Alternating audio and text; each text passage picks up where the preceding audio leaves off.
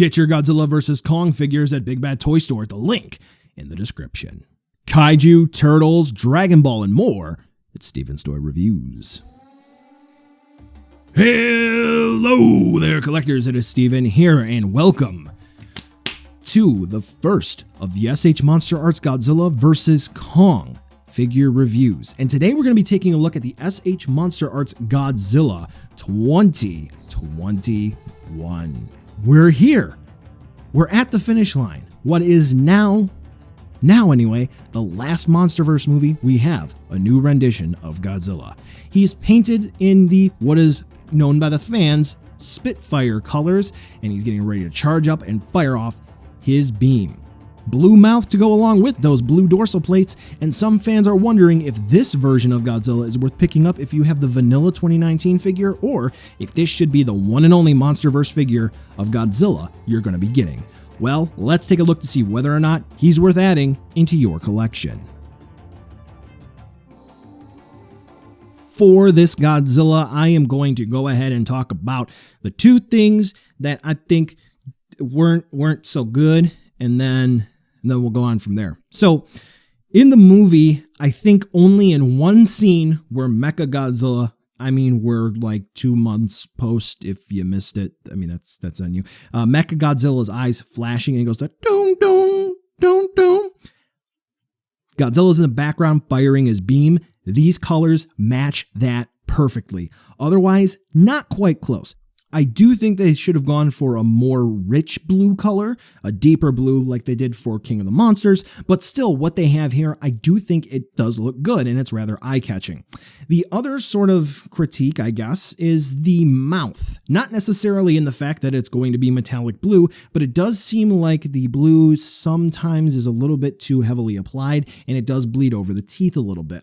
Not particularly on mine, but I have seen that, and that's something you should maybe be aware of going in. Before you open it, check the box. If it's a little too excessive, get in touch with somebody who you've purchased from and make sure you're able to make it so this way it's more accommodating to you. Otherwise, that's it. That's all I've got to say. We've got two things, arguably subjective, and we're hitting the ground running. The actual blue that is used for the mouth, the metallic blue, is very eye-catching and it does reflect light wonderfully. And then we do have the pseudo-plastron on his chest, which instead of like they did for King of the Monsters, they used a heavier hand to dry brush brown on it, which is more so accurate to what we are seeing in Godzilla vs. Kong. Great attention to detail there. When we do the side-by-side, you will be able to see that this doesn't exactly look like he did in King of the Monsters, which is a good thing. And, in vs. Kong, he did have a bit more so of a rust look to him. So, hey, kudos to you, Bandai, for doing that. Now, sculpted in part with the CGI model, and then Yuji Sakai coming in to work on the paint application, as was the case for 2019. Generally speaking, though not 100% super accurate, because it's very difficult to take a 100+ meter, or what is meant to be a 100+ meter CGI model, and scale it down to a 6-inch figure. Not necessarily going to happen. But generally speaking, I do think everything is executed rather well here on the figure, and especially when we take a look at the dorsal plates, which, this is going to be the reason why you're going to be buying this if you already have one of the other MonsterVerse Godzillas. MonsterVerse kicked off in 2014 effectively with, Godzilla. And this is Bandai's technically third shot at doing a Spitfire version. And not only did they really get it right, but again, this is a 6-inch scale figure. They pretty much nailed it. So yeah, it's not perfect. You're going to have to get an all gray or all black template, get a nice dark blue metallic Gundam marker, and color in all the crevasses. But this is just fine. And not to mention, there's just subtle overspray that really does make it look like Godzilla's back is lighting up, which is the chef's kiss right on there. So this figure, is it perfect? Absolutely not. However, I do think that it does look very good. And when you see it side by side with the vanilla 2019 figure, you will see that it does stand out enough to be different. Time to talk about articulation pretty quickly. Basically, if you are familiar with the 2019 releases for Godzilla, then you are familiar with how this guy moves. Some slight changes, which we will take a look a bit more in depth in just a minute. So the mouth opens and closes on a ball joint. Doesn't really like to close all the way, unfortunately, due to the way that the, I guess you might say, mouth is sculpted. But if you were to really heat that up, you can, I can confirm, get that mouth to close all the way. It allows the sockets in here to let the ball joint move a bit more. The head does move around on a ball joint that is connected here in the neck. So we can do that, get him to move around. Now, on this one, head doesn't really like to pop off all that easy, which is good. Good. Neck here is on a ball joint as well. This one is rather tight, but it's a good tight. It's not like going to snap. It's just you got to put a little bit of force and it prevents it from really popping off. Now, can this Godzilla, like MonsterVerses of past, the 2019 releases, look up? Yeah, with the help of that. It can. So, hey, if you want to recreate that shot from King of the Monsters with Godzilla vs. Kong, you can. All right. So what other joints do we have? Well, we do have another ball joint that is seated down here, but that really doesn't want to move too much. I think that's just for connection purposes. For the shoulders, we are actually going to have improved movement over the 2019 version of Godzilla, but they are going to be on ball joints. It's going to be the same engineering, as well as a bicep swivel where the elbow plugs in. So that is good. And yeah, hinge at the elbow, which in box, this was twisted around, so be careful. Make sure you are moving it appropriately. You don't want to force something and break it, which once again, we do have a swivel at the forearm. Yay. Now, for wrists, we do have swivel hinge combos, so they do swivel around and they do move. We will take a look at the accessories in just a second, where I can show you that joint a bit more in depth. We do have a ball joint for the ab crunch right here. As you can see, it does a real good job of crunching, just like that. And rocking back and forth. We got that as well. Twisting and turning just a little bit. And then we have the waist joint, which is a ball joint, which allows for good movement forward, good movement back, and rocking from side to side is its biggest plus. We can twist and turn, but do take note, we do have the dorsal plates, so you just got to be careful, and then you can get it to do that. Wow, pretty cool. All right, hip joints. Barbell style, double axis ball joints, so we can move them around. Similar to birth version, we can raise and lower them. So you just got to push a little hard. I can actually show you just right there what that joint looks like, because this one's easy to pop off. You may note that there's a little split here. That's not a split. That's just the way that is sculpted. No big deal. We do have hinge knees, and where they are going to plug in, there's going to be a little bit of swivel movement. We do have a ball joint at the shin or calf area there, which is pretty good. And then we have ball jointed ankles. Hasn't popped off yet, so that's pretty good. So we can twist and turn it, spin it around, and rock it from side to side. Tail, ball joints, all the way up to the tip here. This portion, I popped it off once. Doesn't want to stay on permanently like the rest of the joints. Guess it was just one thing, and I stretched it out, unfortunately. So that kind of sucks. But tail joint movement, except for when that happens, is good. It's good. Very similar to the Burning Godzilla mold, in that it does feel a little stiff.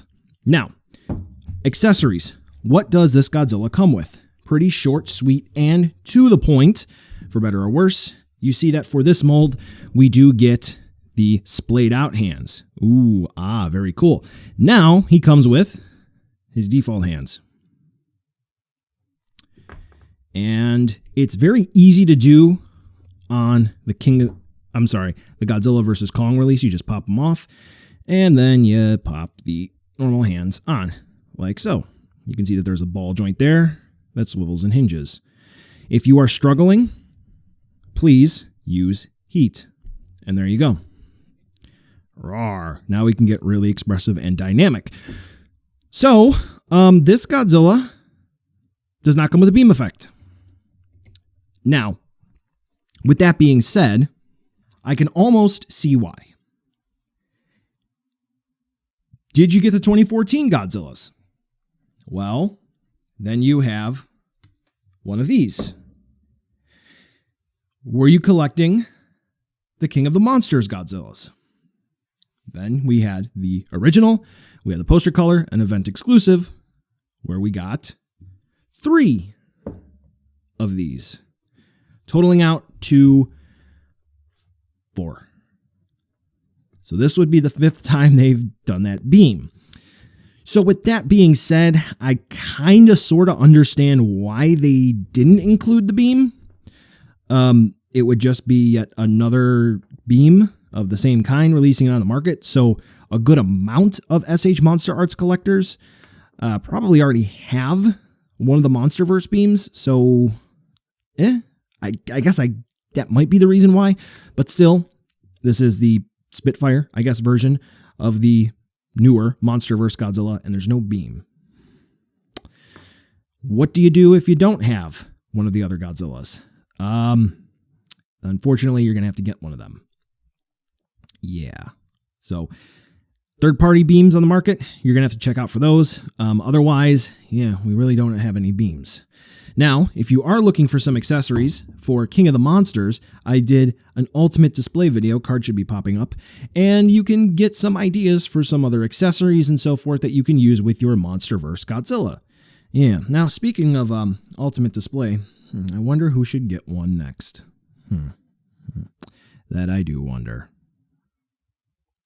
Here's a size comparison for you where we're going to be taking a look at the SH MonsterArts Godzilla 2021, Kong 2021, and the movie monster series Mechagodzilla 2021.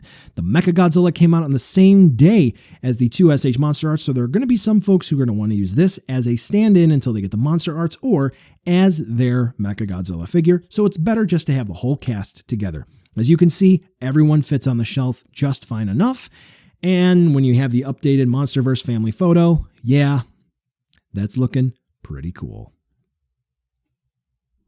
All right, so we are rounding the corner for this review, and here's a side-by-side comparison with the 2019 Godzilla release. And at first glance, you're going to say that these figures are identical except for paint application, right? Well, they did promote that this was a new sculpt, and taking an up-close personal look, there are some minor but very distinguishable features on both of these Godzillas in the sculpt in the exact same spot. Dimples, flash marks, or mold lines, different folds on the figure, they're there. So how the sculpt changed, but these marks are still there, I don't know. There was also note that maybe the tail length has changed. No, not true. I did happen to take an overhead shot here of not only the 2021 Godzilla and the 2019 Godzilla, but also the 2019 poster colored version, and this is where I saw that there was a difference. Let me take back my statement. Yes, there is factually a new sculpt going on here. For the sockets in the shoulder joints and for the hip joints, they did change them up a little bit. For the shoulder joints, the actual socket where the arm plugs in, it's a bit more accommodating to the articulation on the 2021 Godzilla. And for the hips, it does seem to be a bit more narrow on the 2021 Godzilla. Looking at it closer, the 2021 appears to be a bit leaner than the 2019 release. You can especially see this when you're looking at Godzilla from the back. When both of these figures are put upright at attention, you can see more of the sculpt on the 2021 release compared to the 2019 release. That being said, the 2021 Godzilla was made in Vietnam. Considering there were several releases for the 2019 release, they maybe had to go back to the drawing board and do the mold over again for Godzilla vs. Kong, and maybe in that process, it was just cast a little bit different, so there really isn't that much of a new sculpt except for minor tooling differences, but effectively, it's the same sculpt with very minor differences. Some will appreciate it, some won't. Effectively, it's the same. Now, on that note, if they're going to effectively be the same, can we swap parts? Yes, we can. Yes, we can. So I did talk about earlier how, there was that whole beam thing and we had so many beams, but which one is going to be the best beam for you? Well, honestly, if you're looking to get the best beam for your Godzilla, you're going to want to use the 2014 Spitfire version. That's going to be really the only part here that is, compatible with this Godzilla because the colors match up better.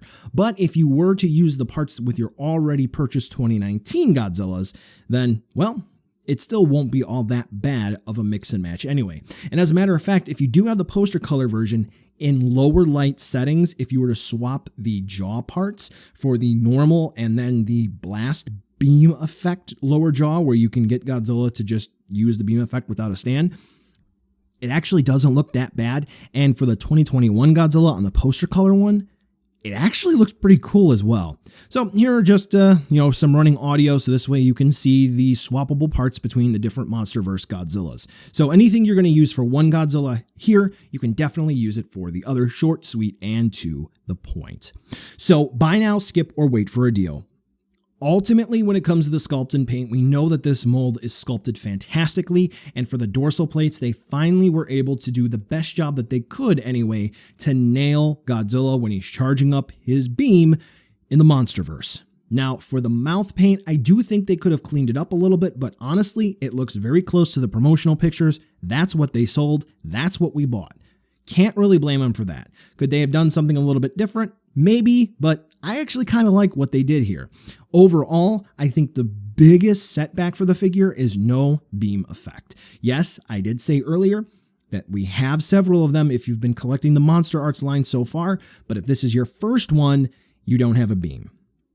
But that being said, this is still a very good release, and those blade hands really do seal the deal. If you're on the fence, you want a Spitfire Godzilla, or you don't have a MonsterVerse Godzilla, this is a fantastic one to pick up.